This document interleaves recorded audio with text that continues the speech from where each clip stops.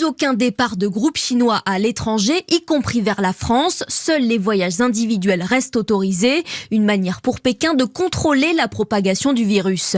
Rien qu'à Paris, un quart des touristes chinois voyagent en groupe. Alors forcément, cette décision va déstabiliser le secteur du tourisme, regrette Jean-Pierre Mas, président des entreprises du voyage. La Chine est le premier pays asiatique en termes de tourisme en France et c'est pour ça que nous sommes très vigilants sur l'impact de ces mesures. C'est des touristes à haute contribution économique. Ils consomment beaucoup en visites de musées, sites touristiques, visites de Disneyland par exemple. Et puis ils achètent beaucoup. Une partie des touristes chinois ont des très hauts revenus et achètent beaucoup dans les boutiques de luxe, dans les grands magasins. Des touristes chinois parmi les plus dépensiers, deuxième sur le podium devant les Américains et les Japonais.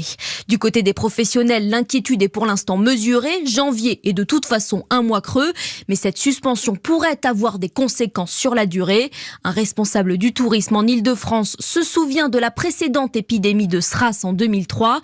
Il prévient, une fois que l'on dit aux Chinois qu'ils ne peuvent plus partir, ils mettent du temps à revenir. Roman Oquet, notez également que Hong Kong a décidé de fermer son parc Disneyland à partir d'aujourd'hui et jusqu'à nouvel ordre.